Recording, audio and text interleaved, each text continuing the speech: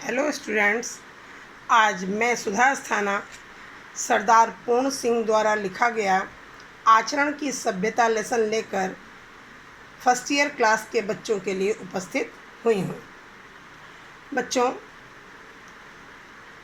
आपको मैं जानकारी दे दूं कि पेपर में आपको किसी भी लेसन का पैराग्राफ आता है और उसके नीचे ये 5 क्वेश्चंस होते हैं। इन क्वेश्चंस का आंसर आपको इस पैराग्राफ को अच्छी तरह पढ़कर समझकर देना होता है। आप बहुत ध्यान से देखिएगा, समझिएगा। आचरण की सभ्यता में भाषा सदा मौन रहती है। इस भाषा का निघट्टू शुद्ध श्वेत पत्रों वाला है। निघट्टू का अर्थ बच्चों शब्दकोश है। इसमें नाम मात्र के लिए भी शब्द नहीं। यह सभ्याचरण नाद करता हुआ भी मौन है, व्याख्यान देता हुआ भी व्याख्यान के पीछे छिपा है, राग गाता हुआ भी राग के सुर के भीतर पड़ा है।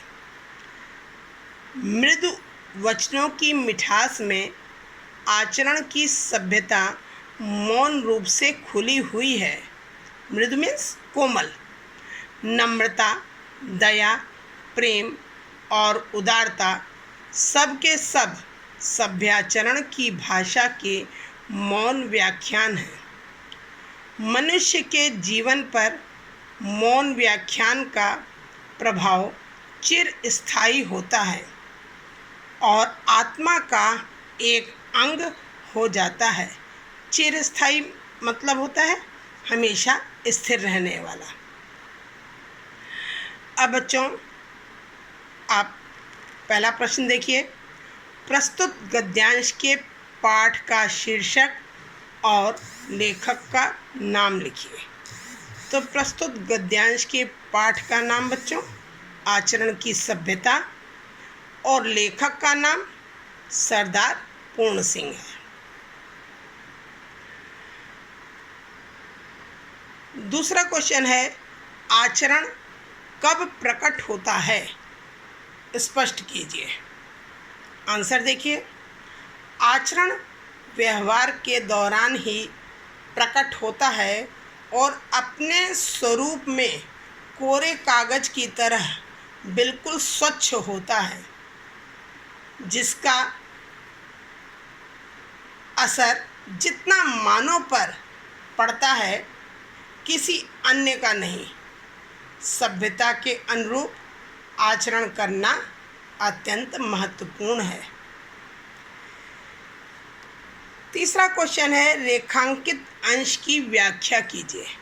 रेखांकित अंश आपका आचरण की सभ्यता में भाषा से लेकर सुर के भीतर पड़ा है। ये आपका रेखांकित अंश है। इसकी व्याख्या देखेंगे। प्रस्तुत गद्यांश के माध्यम से यह स्पष्ट करने की कोशिश की गई है कि आचरण का कोई लिखित या व्यवस्थित ग्रंथ नहीं होता, बल्कि यह अपने मूक स्वरूप में छिपा होता है। गूंगे, मूक मीन्स गूंगा, मूक स्वरूप में छिपा होता है। यह व्यवहार के दौरान ही प्रकट होता है और अपने स्वरूप में कोरे कागज की तरह बिल्कुल स्वच्छ होता है। जितना मानव पर इसका प्रभाव पड़ता है किसी अन्य का नहीं। इसका न कोई व्याकरण है और न ही कोई शब्दकोश। सभ्यता के अनुरूप आचरण करना महत्वपूर्ण है, अर्थात सभ्य आचरण का डंका सभी जगह स्वयं ही पिट जाता है, लेकिन इतना नाद करने के बावजूद भी वह घोषित रूप से मौन ही रहता है। वह लोगों को सभ्य आचरण करने का मूक रहकर ही व्याख्यान दे देता है। राग गाता हुआ भी यह राग के सुर के भीतर विद्यमान रहता है। चौथा क्वेश्चन है, मनुष्य के जीवन पर मौन व्याख्यान का प्रभाव चिरस्थायी होता है। इस पंक्ति का आशय स्पष्ट कीजिए। देखिए, मनुष्य के जीवन पर मौन व्याख्यान का प्रभाव चिरस्थायी होता है का आशय है कि मौन व्याख्यान का मनुष्य के जीवन पर गहरा एवं व्यापक प्रभाव पड़ता है, जो उसके जीवन पर लंबे समय तक छाया रहता है और उसकी आत्मा का अंग बन जाता है। अर्थात सदाचरण मनुष्य की आत्मा को स्थायी रूप से प्रभावित करता है। और 5th क्वेश्चन है, निघंटु का अर्थ लिखिए। मैंने ऊपर भी आपको बताया है, निघंटु का अर्थ होता है बच्चों शब्दों की सूची या शब्दकोश। अब एक पैराग्राफ में आपको और समझाती हूँ, ध्यान दीजिएगा। आचरण की सभ्यता का देश ही निराला है।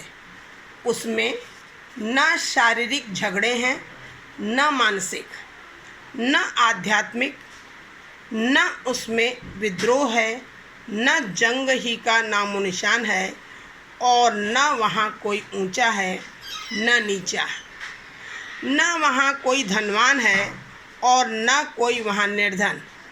वहाँ प्रकृति का नाम नहीं, वहाँ तो प्रेम और एकता का अखंड राज्य रहता है।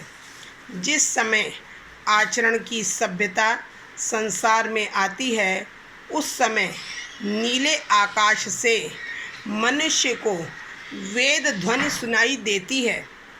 नर नारी पुष्पवत खिलते जाते हैं, प्रभात हो जाता है। अब ध्यान दीजिएगा बच्चों, पहला क्वेश्चन जो है आपका, गद्यांश के पाठ का शीर्षक और लेखक का नाम, वही जो आपने ऊपर अभी पढ़ा है। गद्यांश के पाठ का शीर्षक आचरण की सभ्यता और लेखक का नाम सरदार पूर्ण सिंह। सेकंड क्वेश्चन, आचरण की सभ्यता का देश निराला क्यों है? आंसर देखिए आप। आचरण की सभ्यता का देश निराला होता है क्योंकि जहाँ आचरण होता है वहाँ न तो झगड़े होते हैं, न ही किसी प्रकार का मानसिक या आध्यात्मिक क्लेश होता है। तीसरा क्वेश्चन है, रेखांकित अंश की व्याख्या कीजिए। रेखांकित अंश आपका आचरण की सभ्यता से लेकर और न वहाँ कोई ऊंचा है और न नीचा। ध्यान दीजिए, प्रस्तुत गद्यांश में लेखक आचरण की सभ्यता की महिमा का वर्णन करते हुए कहता है कि जिस देश में आचरण की सभ्यता अर्थात सदाचरण का बोलबाला होता है, वहाँ न तो कभी झगड़े होते हैं, न ही किसी को मानसिक या आध्यात्मिक क्लेश होता है, न तो किसी में असंतोष की भावना व्याप्त होती है और न ही कोई बेकार बैठा रहता है। इसी कारण वहाँ न तो विद्रोह की संभावना रहती है और न ही लोगों की प्रतिभा में जंग छिड़ती है। सभी अपने अपने कार्यों को पूरी क्षमता एवं निष्ठा से करते हैं। उनमें छोटा बड़ा अथवा अधिक महत्वपूर्ण या कम महत्वपूर्ण काम जैसा विभाजन नहीं होता। उनमें अत्यधिक समानता का भाव व्याप्त होता है। वस्तुतः जहाँ सदाचरण रहता है, वहाँ कोई किसी को न तो नीचा दिखाता है और न ही अपनी शक्ति या धन का अनावश्यक प्रदर्शन करता है। तीसरा क्वेश्चन हो गया आपका। चौथा क्वेश्चन देखिए, जिस समय आचरण की सभ्यता संचार में आती है उस समय क्या होता है? जिस समय आचरण की सभ्यता संचार में आती है उस समय लोगों में पवित्रता का विकास होता है तथा नर नारी पुष्प के समान प्रसन्न हो उठते हैं और अत्यंत प्रसन्नता से युक्त होकर कार्य करने लगते हैं। और पांचवा क्वेश्चन है, पुष्पवत शब्द का यहाँ क्या अर्थ है? पुष्पवत का अर्थ है बच्चों पुष्प के समान।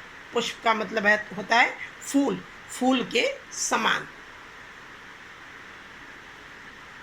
ऐसी उम्मीद करती हूँ कि आपको दोनों पैराग्राफ और क्वेश्चन के आंसर्स आपको समझ में आ गए होंगे। अगर आपको समझ में ना आया हो तो आप मुझसे दोबारा कभी भी पूछ सकते हैं।